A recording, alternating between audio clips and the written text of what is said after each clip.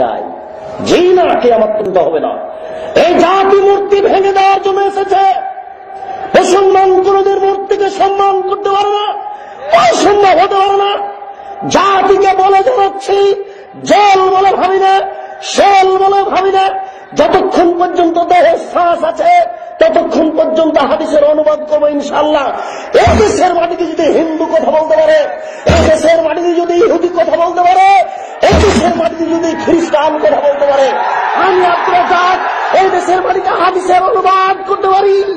আমি এই দেশের মাটিতে হাদিসের অনুবাদ করতে পারি।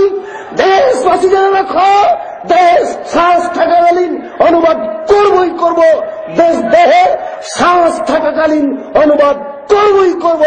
নবী বলেছেন, আলী ছাড়বে না কোন ছবি মূর্তি, সবকে ভেঙে খান খান করে দাও।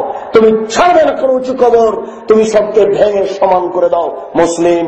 জনাব জজ হাইকোর্টের মালিক জজ সাহেব, আপনাকে বলে রাখছি, আপনি মনে রাখুন, কালকে যদি আমাকে আদালতে দাঁড়াতে হয় তাহলে আমি মুসলিম শরীফ খুলে আপনার সামনে অনুবাদ করে দেখাবো।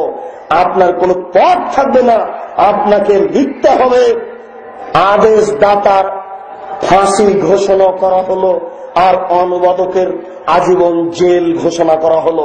আমি 1 নম্বর আসামি নই। 1 নম্বর আসামি হচ্ছেন মোহাম্মদ সাল্লাল্লাহু আলাইহি সাল্লাম। তিনি হলেন আদেশদাতা, আমি হলাম অনুবাদক।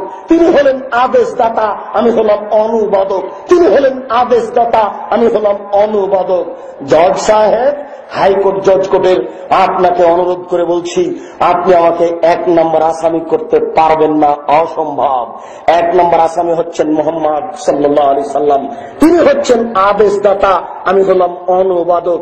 জাতিকে বলে রাখছি, জাতি যেন এই ছবি মূর্তিকে মরা পর্যন্ত কোনদিন মূল্যায়ন না করে। যারা করে তারা মুনাফিক মুসলমান। ছবি মূর্তি মূল্যায়ন করার জিনিস নয়, এটা হচ্ছে একটা শিরকি নীতি। আপনাকে ত্যাগ করতে হবে। প্রতিপালক তুমি বড় দয়াবান, তুমি বড় রহমান, তুমি